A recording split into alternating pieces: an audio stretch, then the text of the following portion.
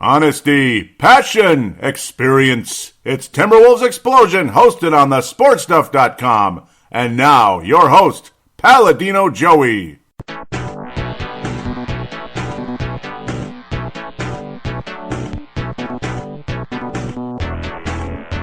Hello again, Timberwolves fans. Are you ready for the explosion of Timberwolves basketball? I am your host, Paladino Joey, or Joey Awajan.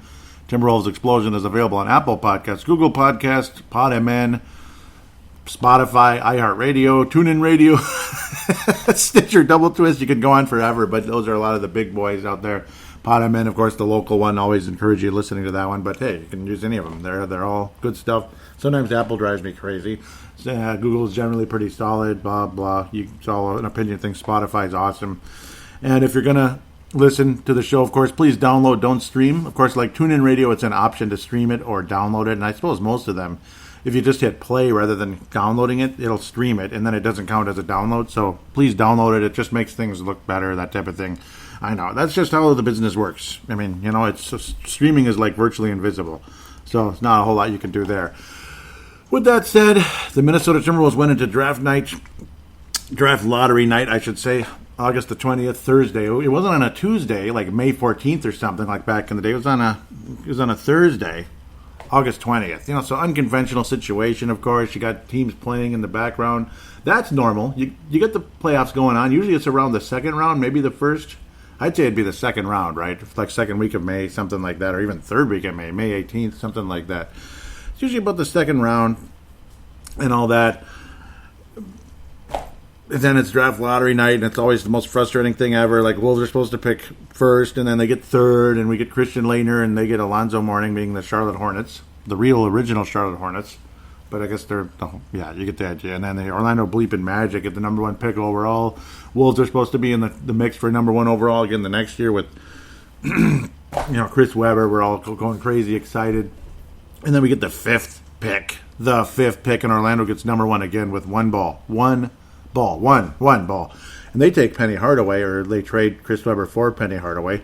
Webber never plays a game for the Orlando Magic. He goes to the Golden State Warriors. So Golden State took the second pick in the draft that year, which sounds familiar.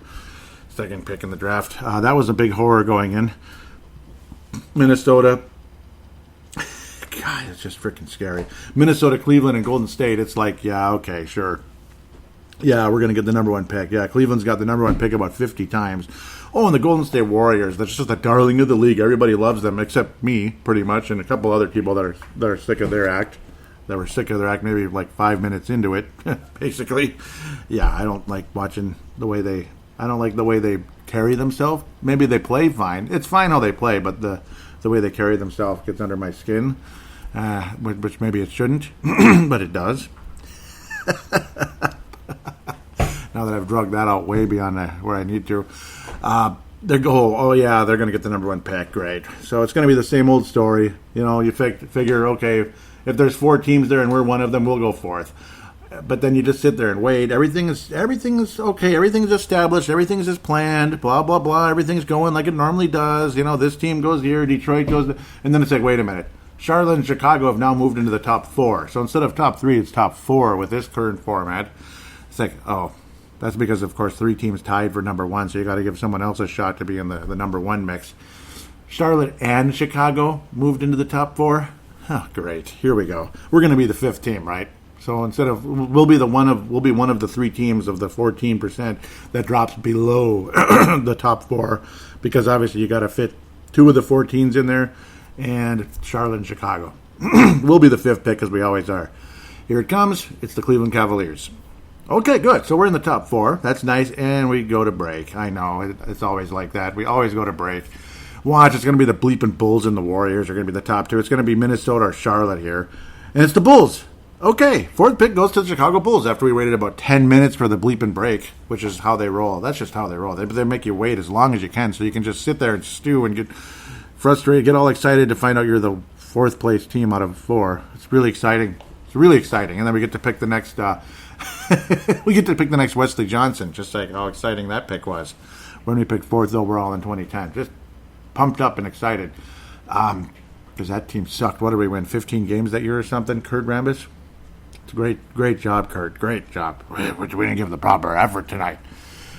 So Chicago, biggest city of all of them, goes number 4. That means Golden State's number 1, right? It's going to be Golden State. So, and then number 3, and it's going to be the Wolves. No, it's Charlotte. Okay, we're in the top 2. We're in the top 2, and you get Steph Curry with hair. Steph Curry has hair now? Huh.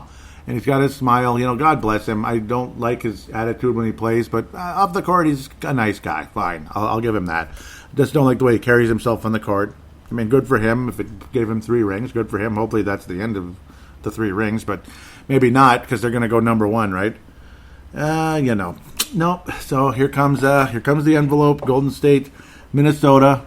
You get D'Angelo Russell and, and Steph Curry, who were teammates for a couple months there in the backcourt. And the number 2 pick is the Golden State Warriors, which means what? That's exactly what it means. It means celebrate, Minnesota, celebrate. You have got the number 1 pick in the draft. The only one negative thing, just to be a jerk and be a negative Nancy, is, well, we don't know who a number 1 pick is. It's not Zion Williamson. It's not LeBron James. I know you've probably heard this about 50 times on different podcasts and different live shows here in the live shows or regular radio shows turned into podcasts, blah, blah, blah, here in the Twin Cities. You could be listening to that anywhere in the world, which is the convenience of today. I know you've heard it a million times, but hey, just the feeling of you have the number 1 pick, and if you really have a strong opinion on somebody, he's yours. You don't have to trade up. Like last year, Gerson Rosas, who I think is doing an awesome job, president of basketball operations for the Minnesota Timberwolves, if he really needs an introduction, but I guess he might because it's only been 1 year. We had a strong opinion on our guy Garland last year, and we traded up to try to hopefully get him, and then we were hoping Cleveland wouldn't take him. They picked 5th last year, just like this year. Last year, the fact of Cleveland picking 5th was a real frustrating, damning thing because Cleveland took him anyway, even though they already had their point guard, or so we thought. They took him anyway, and it's like, gee, thanks. And then we settled for Culver. A lot of us thought we were going to wind up with Kobe White. Kobe. And God rest his soul, the original Kobe was still very much alive at that point. And yeah, I mean, I know that was the most depressing, sad thing ever. It really was. Regardless of any type of frustrations you may have had of him many, many years ago, who cares? You got to put that past you. But yep, it's going to be Kobe White, but no, then we surprise everybody and take Jarrett Culver, the guy who was supposed to go 6th in the beginning before a team above them got cute. So Wolves end up with the number 1 pick in the draft, and the guy I was touting and going crazy about was Anthony Edwards. I mean, you watch his video and you see how clutch he is. Very clutch, very cold-blooded and all that. But then you look closer, which I should have done. But, I mean, it's like I figured, okay, the draft isn't for months, and I'm going to come back and have a closer look at things. And then you take the closer look, which is something I should have done in like the split second there. It's like I saw it too, and I just didn't mention it. That's the stupidest part about all this. Field goal percentage. Now you watch the way the guy drives to the basket with his ball handling, his quick feet, his ability to get to the rim and just throw down like the kind of players I've loved over many years. One of the great slashers of the league, and all that. And I think he could become one of those. 40.2% from the floor. Oh, come on! Seriously. When you drive to the basket that many times, so you think high percentages gets a lot of dunks. Like Jordan had a really high field goal percentage, especially early in his career, like 55%, because he was able to just drive right around people and dunk on them. You can't even get to 45, man. You can't even get to 45%, 42%. 3-point range just under 30. Yay. That was okay back in the 90s, which 90s basketball is awesome, but just saying, it was okay. It was just okay. 40%. Excuse me, 40% from the floor and under 30 from downtown. Free throw percentage 77, so if he gets to the line, at least he'll kind of make them. He's not quite as bad as Wiggins. Yeah, the 3 turnovers a game per 36 minutes. Oh boy. So there's some flaws. So like last year when I poked a lot of holes in Jarrett Culver, I guess we got to poke some holes here because before we get super excited about somebody. In Anthony Edwards' case, there is no quintessential first pick in this draft. He's the most exciting, I think, overall, and you got to look at the best player available or the best trade available, if that's the other option. The question also becomes, how sexy is the number one pick this year? Because again, how many times do we have to say it? No Zion, no LeBron, no Hakeem Olajuwon, 1984. Is there a Kobe? Is there a Klay Thompson? Is there a Kawhi Leonard? Is there a Paul George? Is there a Greek freak? There probably is. There probably is one or two of those guys in this draft. It's scary as hell to get cute in the draft because sometimes, in fact, oftentimes it comes back to burn you. It comes back to bite you in the ass. But if there is somebody out there, maybe you trade down and you get them there, like 7th pick, 6th pick, somebody like that you have that opinion on. Right now, I don't see anybody like that, and that's kind of on the coaches, or that's on the scouting staff, and I do believe Gerson Rosas is about as thorough as it gets. Anybody that can pull off the amount of trades he did, and quite frankly, come out looking as good as he did in these trades, I think it's okay to have a lot of faith in the guy. I really do. I'm impressed with what Gerson Rosas has done so far for the Minnesota Timberwolves. I think it's nice to have him in control of the draft. Like, he's literally in control. He's in the driver's seat with the NBA draft, regardless, again, if it's not a superstar necessarily waiting for him. If it's not a superstar in the making, guaranteed, that type of thing. But the fact that you're in the driver's seat helps an awful lot. Anthony Edwards does possess some physical attributes that not a lot of guys have. He has a 6'9" wingspan at only 6'5", which can mean he could be a good defensive player if he showed the effort, showed the heart. And so far, his 1 year with Georgia, you just didn't see it. I mean, that was the other major thing. I mean, he was pretty Wiggins-like defensively. He didn't put his hands up. He just kind of stay there. And it's just like, he just kind of stay there and watch guys go by him, which can drive you absolutely crazy. This team needs defense really, really, really, really bad. And there are some spectacular defensive players in this draft if Gerson Rosas wants to move down. And, well, I mean, that's on the table. He's going to explore every avenue. He's going to explore any opportunity there is, any avenue, any direction they could possibly take. And so I have a lot of confidence in Gerson Rosas at the end of the day when it comes to that. I like Anthony Edwards an awful lot. It just sucks that he has so many weaknesses. He has so many weaknesses. I mean, again, off the dribble with his three-point shot, it's just sometimes it's there, sometimes it isn't. When he squares up on his shot, though, I like it. I like what I see. He's got great motion when he lifts off, when he lifts on his jump shot and he's squared up to the basket. I like that.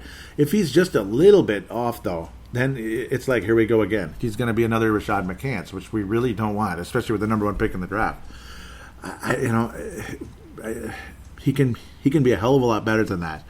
Will it matter? At the end of the day, I have no idea what to say. But again, when he does square up, he's got great motion on the ball, and I mean, and that ball goes right through. I mean, it's like it barely touches the net. So there is something there when it comes to the shooting capabilities of Anthony Edwards. If he can focus and be that guy, he's going to be a hell of a player in this league. At very least, he'll be like a top 3 type of guy, if not the number one pick in the draft type of guy. At very least.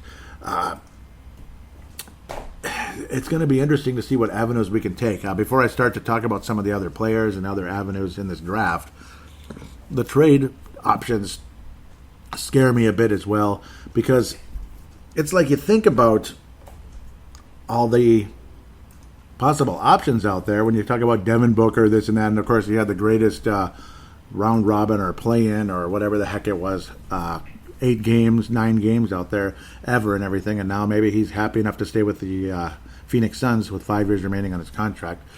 We'll see what happens there, but it's just going to keep going up. It's 27.3 basically right now, and it's going to get up well into the 30s. And you could potentially get a really good player here in the draft and not have to pay him so much right out of the gate and have Larry Bird rights moving forward. There are ways to get Devin Booker, but you have to gut your whole team to get him because, again, like people are like, just trade the first overall pick and the 17th pick and Jarrett Culver to the Phoenix Suns, and there you go. It doesn't add up, though. it doesn't add up. I mean, you'd have to cut most of your roster to get him, wouldn't you? I mean, because a lot of guys aren't making that much except your star players.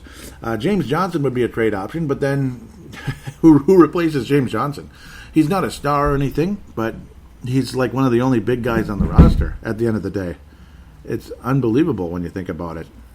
Boy, I don't know what's wrong with these people upstairs. It's like they're causing hurricanes or something. But, I mean, just the odds of the ability to match salaries in this, it's not going to be pretty. Let's see, Devin Booker.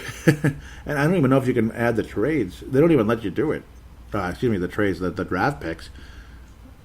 I mean, you add James Johnson to the mix, you're still off by, about $12 million. So, I don't know. But so you get rid of Culver, you get rid of Layman, and I don't know, can you still do that?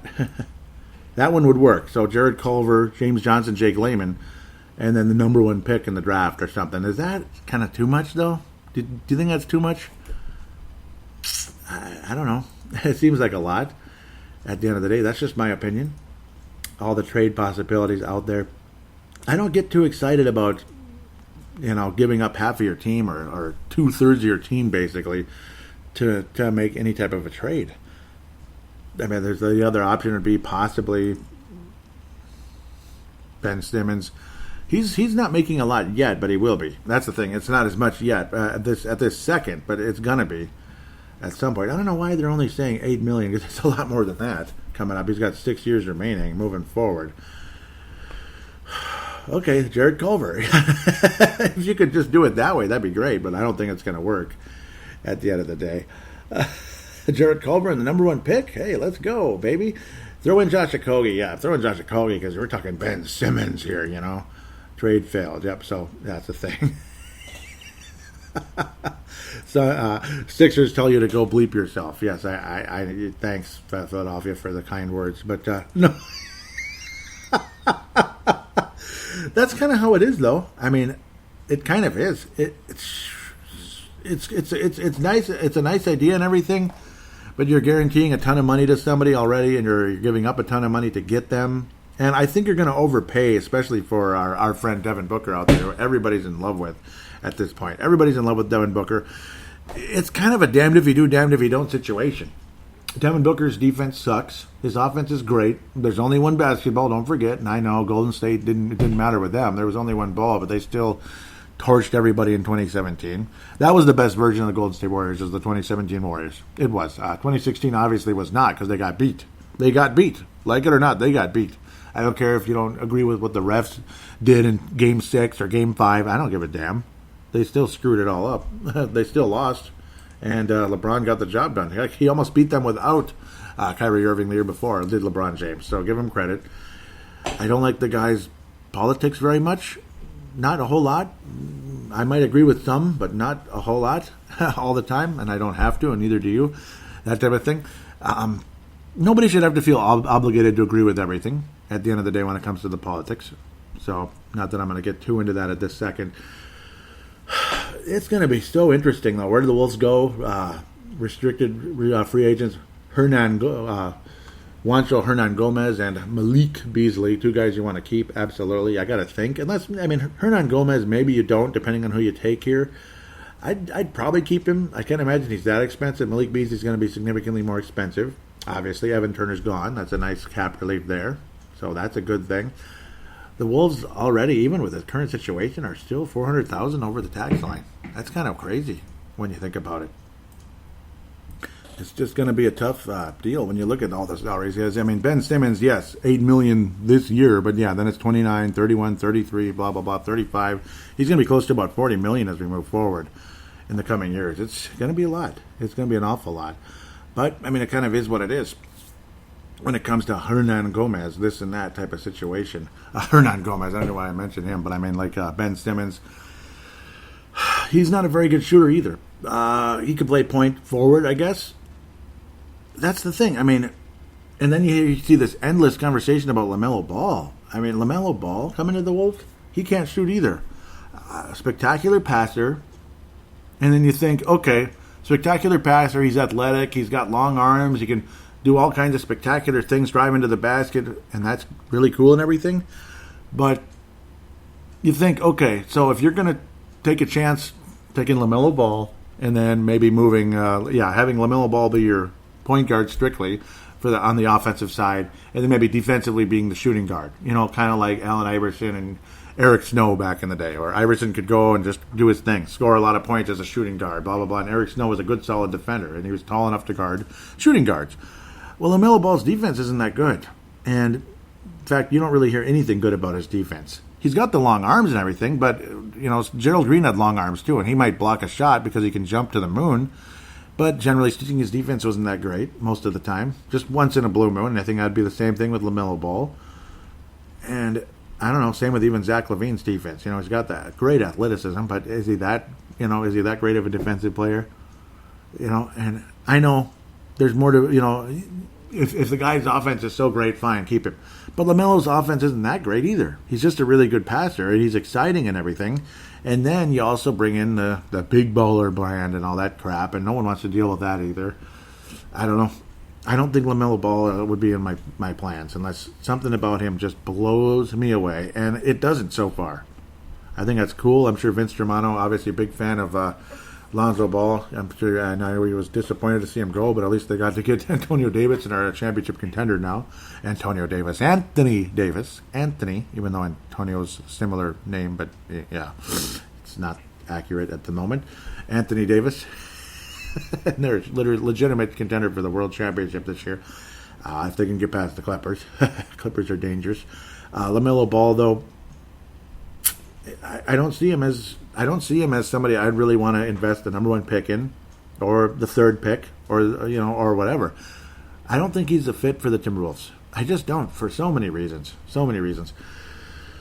There's a guy out there that I really love, and I know, and from what I heard from Ryan Saunders yesterday on Dan Barrero, I'm guessing the odds are we're not going to take him. Right now, the Tankathon mock draft has the Golden State Warriors taking James Wiseman. There was some kind of weird financial situation with him, so he only got to play 3 games, but he was absolutely spectacular. He's the kind of guy who can block about 5 blocks a game. Generally, to the NBA, he translates to being a DeAndre Jordan type. Is that a guy you want to take number 2 overall, number 1 overall? I don't know, but Hasheem Thabeet is a guy you wouldn't want to take at all. He's a guy who'd be a draft free agent, undrafted free agent. That's what Hasheem Thabeet should have been, and he went number 2 overall way back in 2010. One of the worst draft picks in NBA history. At the end of the day, one of the biggest disappointments ever. I believe he also came from Memphis. But you could tell he was slow as bleep. Just the hope was there was more to him than that, and there just wasn't. I really like James Wiseman.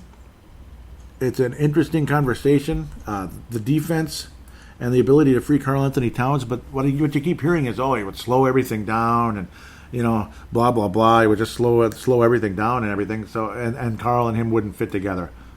But Karl Anthony Towns plays a stretch game. Have you ever heard of stretch fours? Have you ever heard of the term stretch four? Karl Anthony Towns can't play power forward. Of course he can, right? Of course he can. And I know it's not the 90s and Duncan Robinson and all that. I don't care if it's the 90s or the early 2000s. They still won 5 championships. They won 3 with the 2 guys together.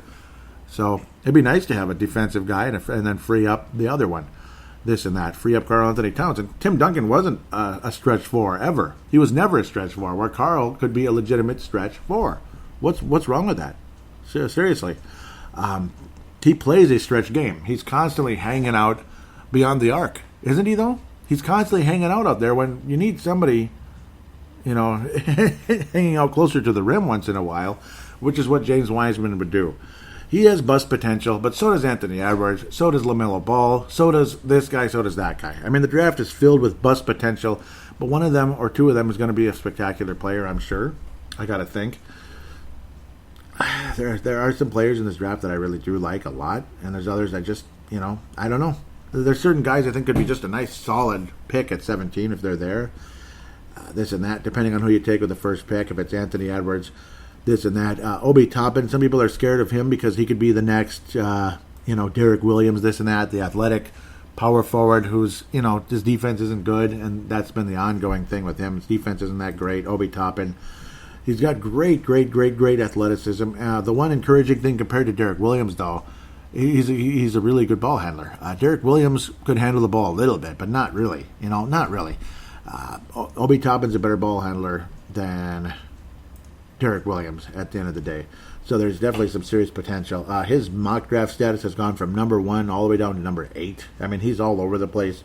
Tankathon at the moment has him going to the New York Knicks. Can you believe that? Number 8. So they obviously slipped along with the Detroit Pistons, Cleveland Cavaliers, teams like that. Multiple teams slipped.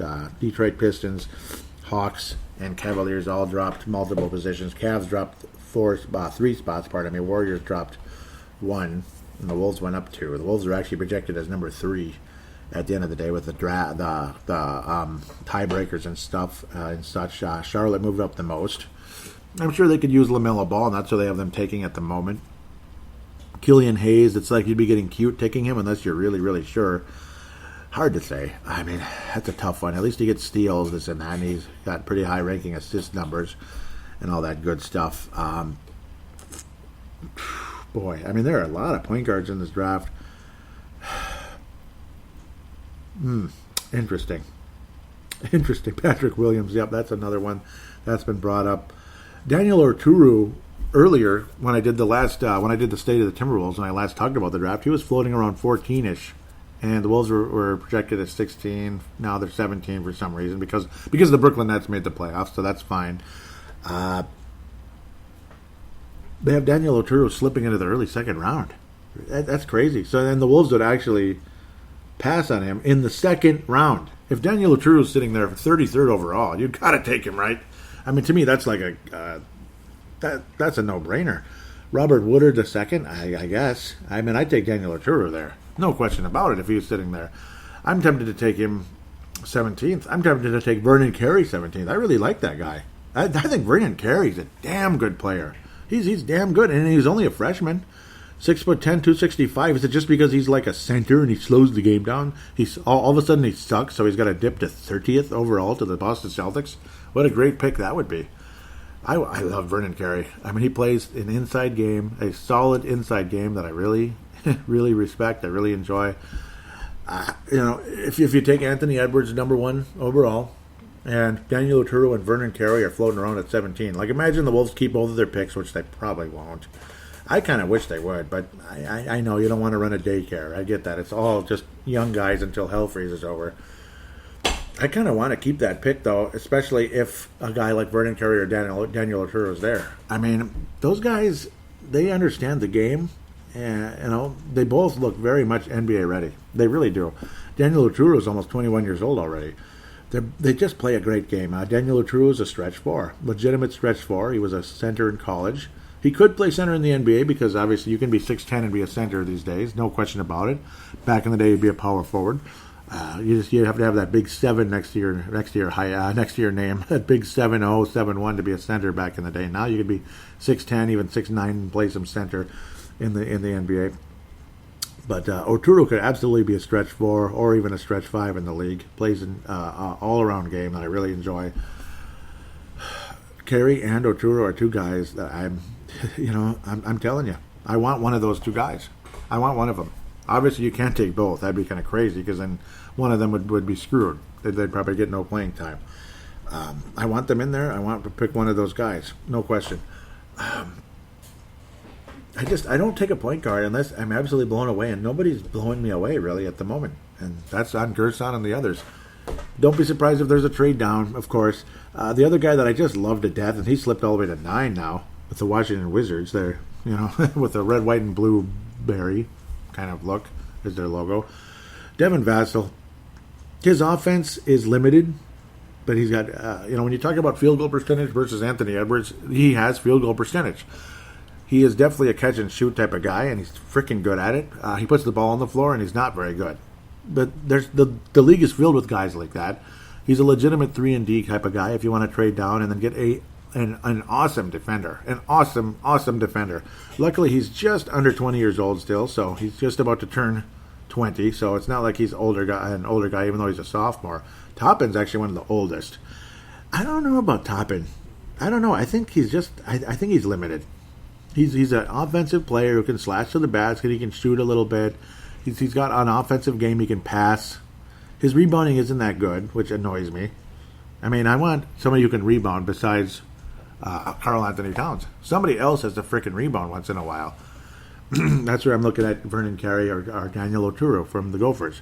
Vernon Carey out of Duke, of course. You talk about a obvious organization that knows what they're doing most of the time. Devin Vassell, though, Florida State. I just love his defense. I really, really like Devin Vassell an awful lot. Okongwu is another guy. Again, they have him going to the Hawks, number 6 at this moment. He plays a solid offensive game, more polished than Okogie, bigger version of him, and better defense. Better defense, I think. Okogie's defense is good, but this guy's got longer arms. He can do more. He averaged 3 blocks a game. In fact, he's second in the draft in blocks to James Wiseman. Absolutely spectacular shot blocking force, and the Wolves need that in the worst way. They really need a guy like that. Daniel Oturu blocked about 2.5, and you have a guy, Udoka Azubuike out of Kansas, the center there. He blocked 3.5. They have him dropping into the second round. That's a possible option. The 33rd, depending on what your thought process is, this and that. I don't know. Devin Vassell's a guy I'd come out of the draft feeling pretty good about. Okongwu, I love his defense, love it. And we need defense desperately for this team in order to improve. Obi Toppin, I'm not taking him number 1. I'm not taking Obi number 1.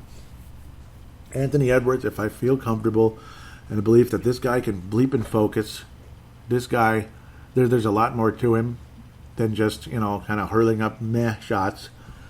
Because when he is focused, when he is locked in, I think he's the best player right now. He's the best player right now. 3 years from now, I can't tell you, man. I can't tell you. I can't tell you who it is. I wish I could. I really wish I could tell you which one of these guys is going to be the best player 3 years from now, and I hope the Wolves take him. An interesting guy, though, that I should mention, might as well, they do have the Wolves taking 17th overall, is Aleksej Pokusevski out of Serbia. Interesting. He blocks about 3 shots a game. He played in Greece, Olympiakos B. Yeah, you got to put the B there, too. 7 foot 200. 7 foot 200. Remember when 6'2", 200 was a common thing? 7 foot 200. Wow. Wow. That's kind of thin. They have him as a power forward or a center, I suppose. He is 7 foot. I don't know. He can certainly block shots. He's got a 400%. He's a 40% shooter, though. 400%. 40% shooter. That kind of scares me as well. He's a solid defender. He can rebound the ball. He played very limited minutes, only 21.3 in only 12 games. Small sample size. Again, poor field goal percentage. If you're 7 foot and your field goal percentage is 40, oof, boy. He's rough around the edges. We'll see. That's the way this draft is. It's going to be a miracle if you're able to find, the right guy out of here. It's just a lot of luck. Some people believe the Israeli Denny Avdija is going to be something as well. Small forward. The Wolves need a small forward. There's no question about that. As I try not to cough to death. Pardon me. But again, very limited sample size for the most part in terms of he didn't play a whole lot of minutes. And then when he did, it wasn't that great. His field goal percentage is solid, about 50%, so that's good. 6'9", 215, 15 points a game. Free throw percentage sucks, and that drives me absolutely crazy. If you can get to the basket, draw off some fouls, but then you can't make your free throws, I'm so tired of that. We've been through that a million times as Timberwolves fans. 58%, really? So, I don't know. Isn't that one of the bare basics of basketball is free throws? I don't understand why so many players suck at free throws. It gets in your head and it's frustrating, but even if you should still be a 70 to 80% free throw shooter. I know I could do that. I know I could. With enough practice and time put in, I could easily be a 75 to 80% free throw shooter. I just don't understand some of these guys. They're too busy hoisting shots from the half court line, from center court or something, just for the fun of it. Just work on some of the bare basics. Stop trying to be fancy dancy. at the end of the day. Oh, yeah. Aaron Nesmith's going to be the next superstar they'll watch. No, well, who knows? Maybe it's going to be something. Certainly scored a whole hell of a lot. They have him going 11th to the Spurs. Whoever the Spurs take is probably going to be something. Not always, but probably. They just know what they're doing there in San Antonio, and that scares me. Vanderbilt, obviously, he's had some moments. He was another sophomore, again, out of Vanderbilt. They have him ranked 5th out of the top 2020 small forwards.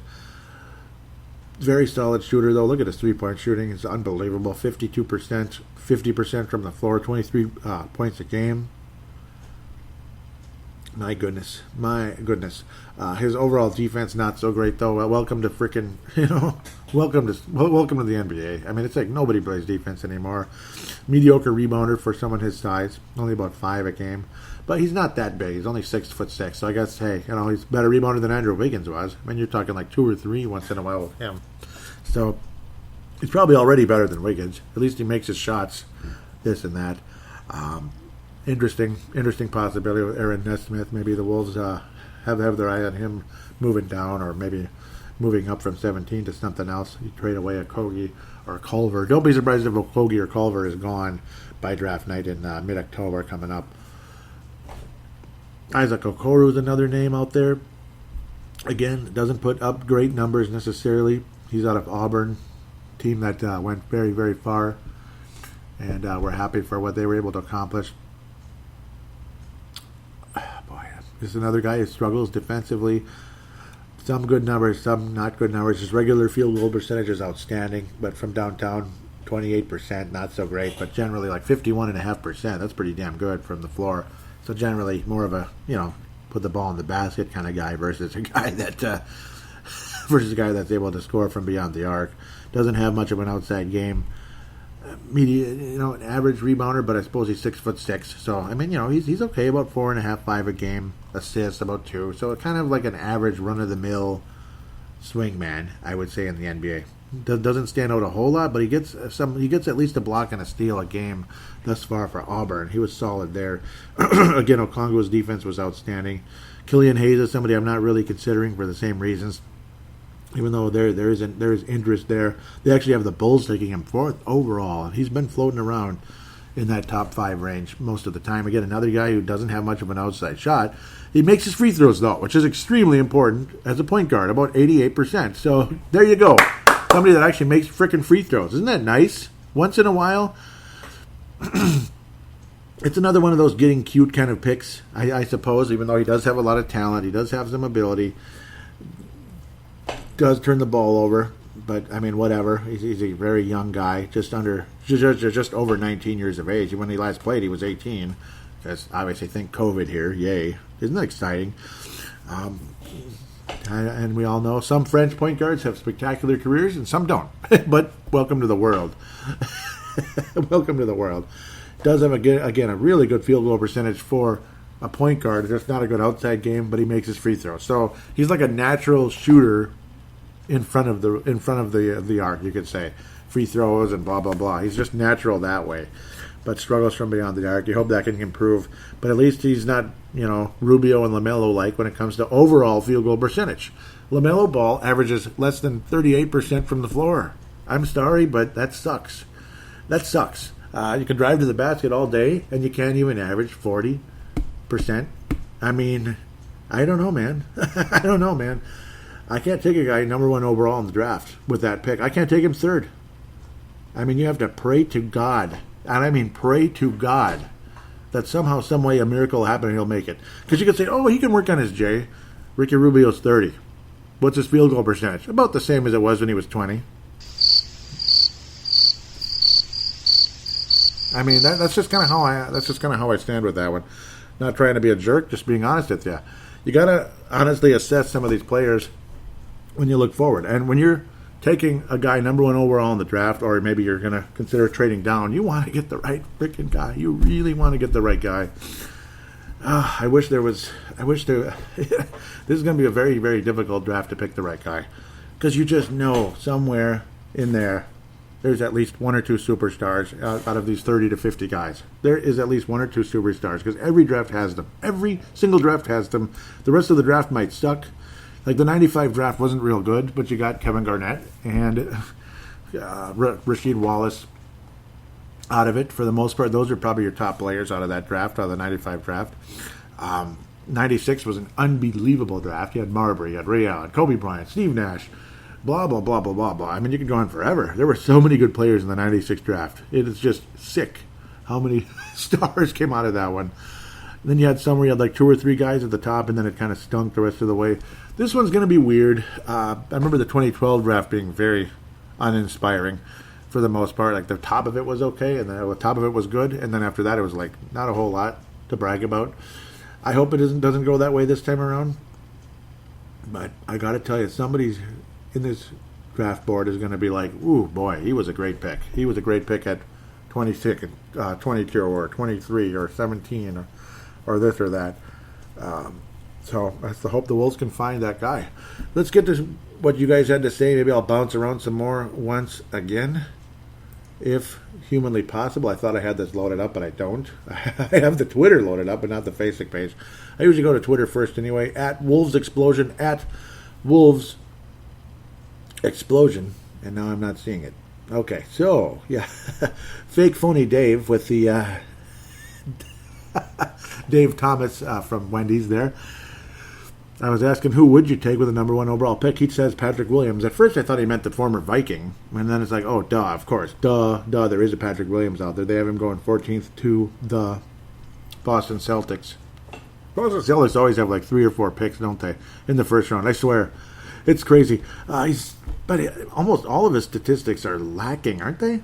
I mean, his rebounding is pretty mediocre for a 6'8" guy.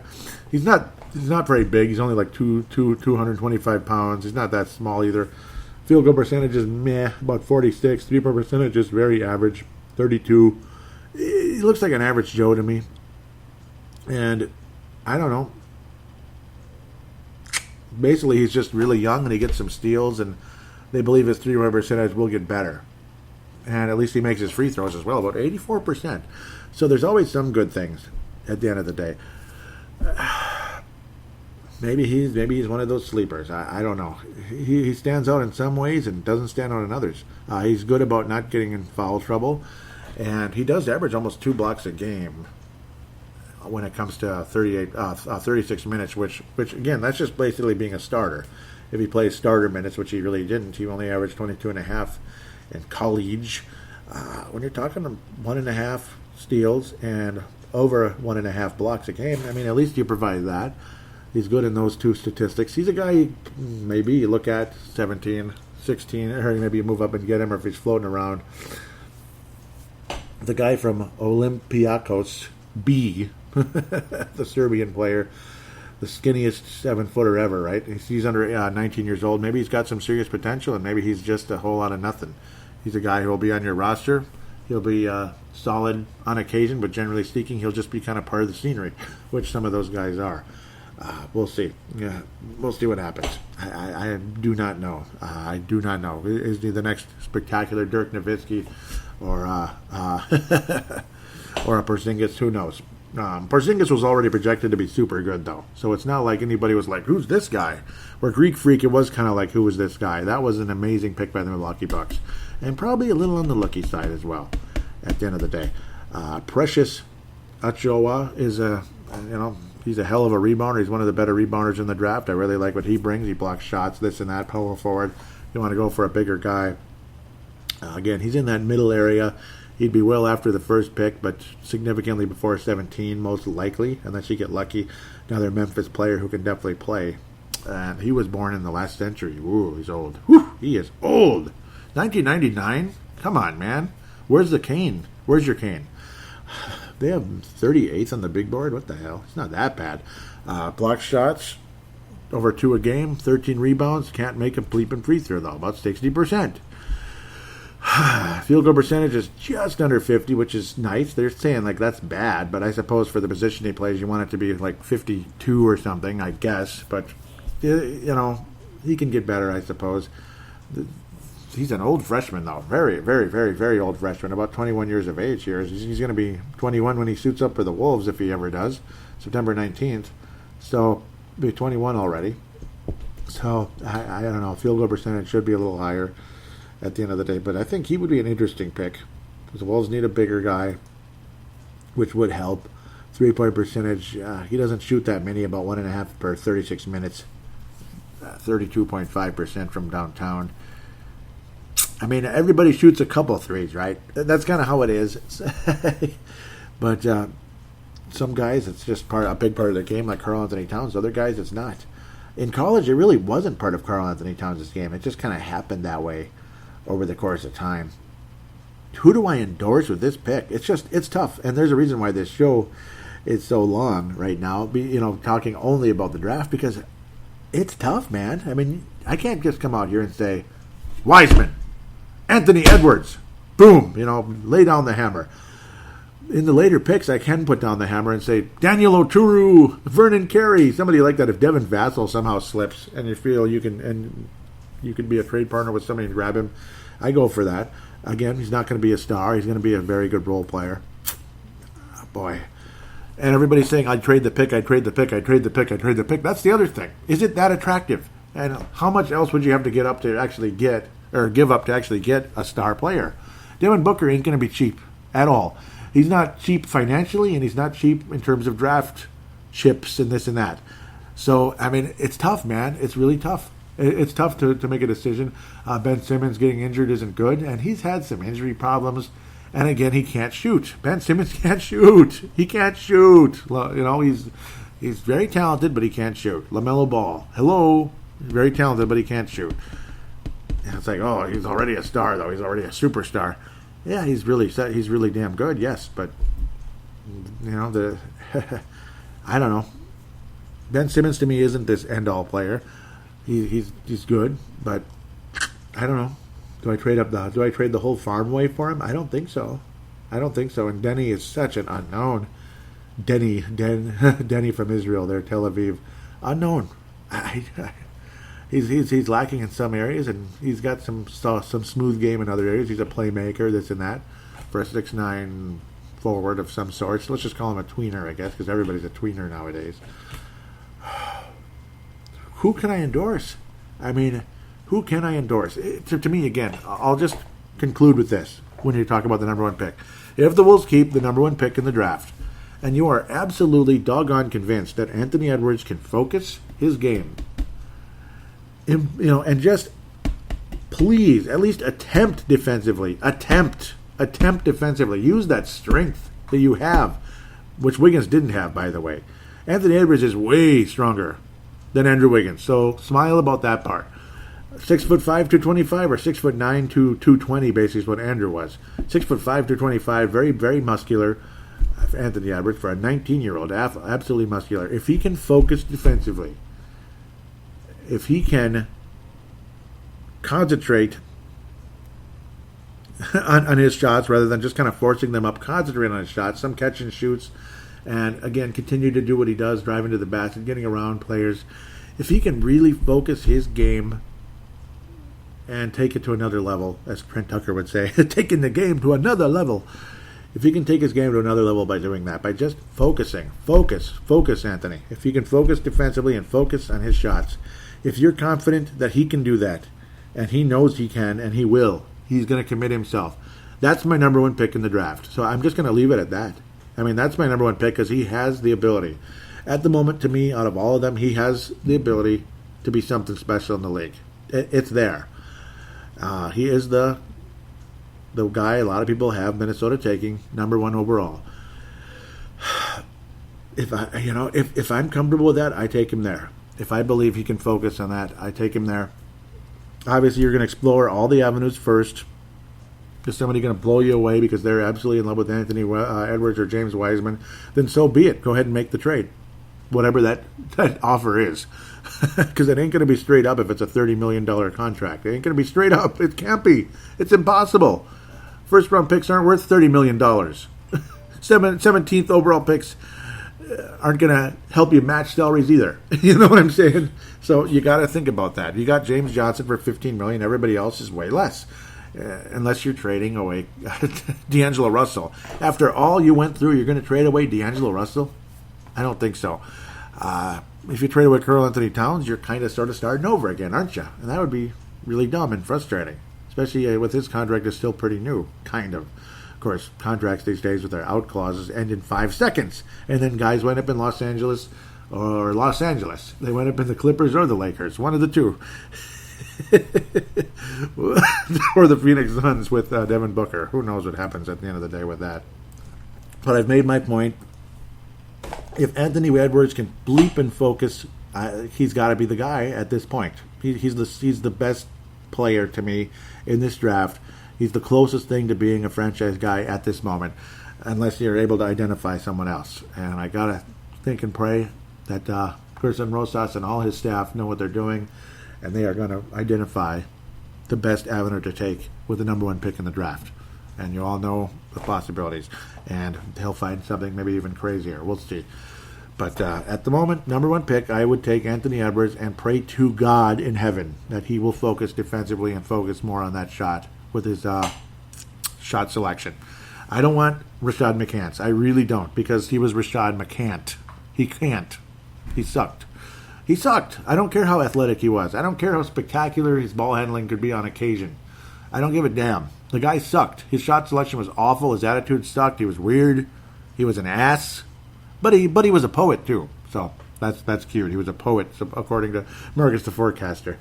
Okay, let's get to what you guys had to say. I am sorry. Twitter account, @WolvesExplosion. And Vince Romano says what I said, Anthony Edwards. It took me about 50 minutes to get to Anthony Edwards. That's how difficult this is, you know? Because obviously I'd been saying Anthony Edwards since early June, when I first really was casting my gaze on his game. But it's like, again, there's doubts and there's frustrations, but I still come to the same conclusion. It's Anthony Edwards, if you're going to stand pat. If. I'm not that enamored. I'm not as enamored with Devin Booker and Ben Simmons as some other people are. I'm not. But I'm not as enamored as with Anthony Edwards as I was 5 minutes ago either. James Wiseman's a guy. The Wolves take him. I'm going to be very excited. It's going to be one of those two guys, I got to think, if the Wolves stand pat. Facebook page, is there anything there this time? That'd be nice. There should be, but I don't know. And there are. Yeah.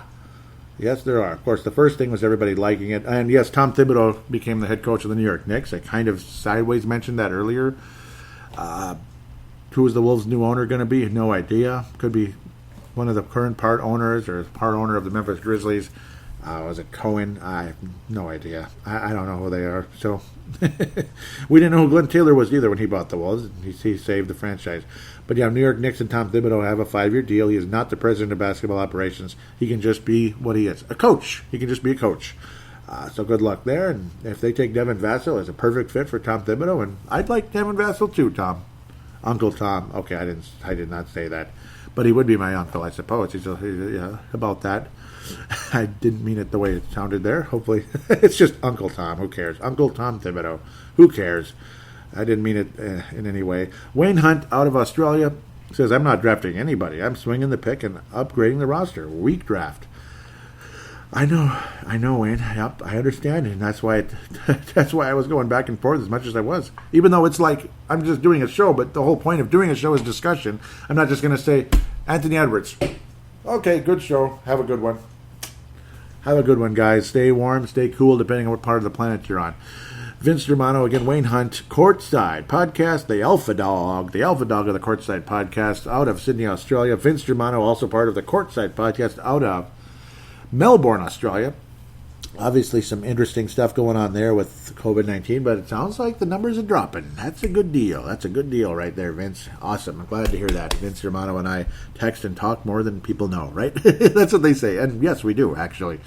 Of course, it's Facebook texting because, phone numbers are a little bit far away from each other here in Golden Valley, Minnesota versus Victoria, Australia there.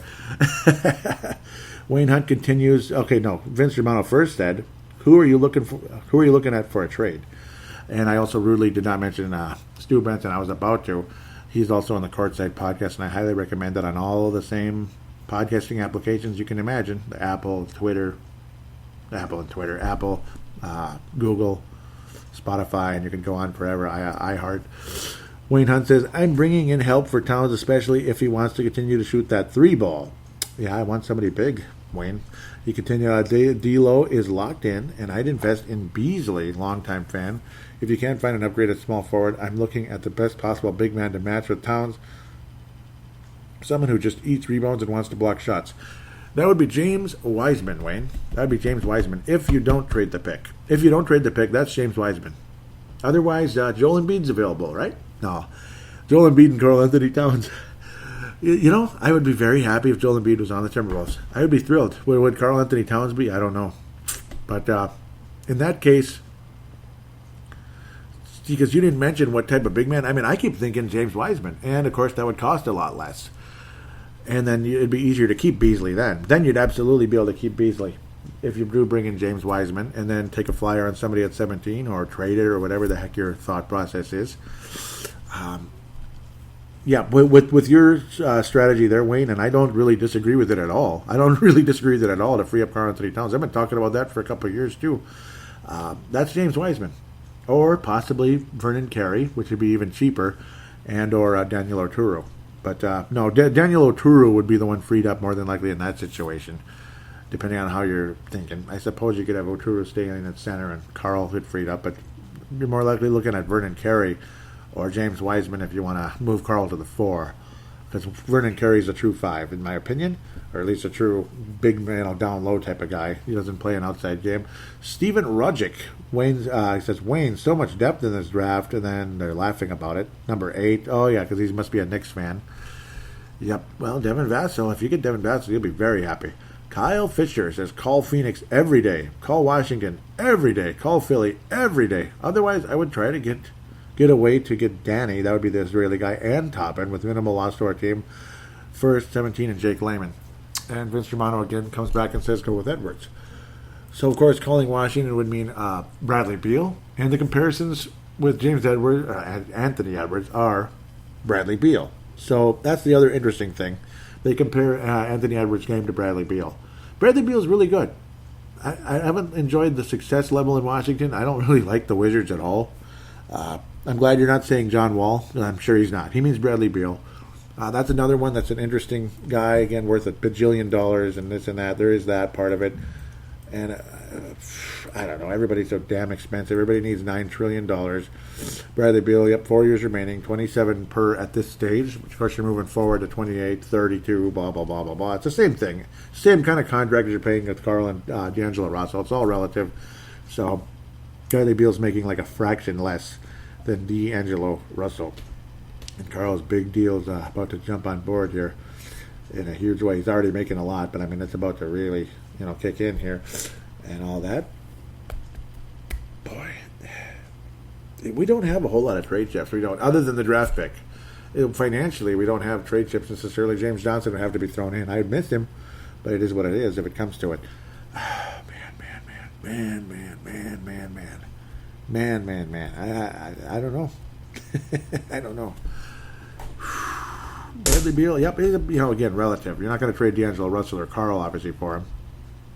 It would have to be James Johnson and God knows who. Let's see if we can... why did I click on that? I accidentally clicked on the file. That was kind of pointless at the end of the day. I thought you picked players. What the heck? Okay, that's James Johnson, Bradley Beal. Let's see what would actually work. Probably Culver. Johnson and Culver, that's still $7 million below. See, that's the problem. You're going to have nobody left. I mean, that's kind of pricey.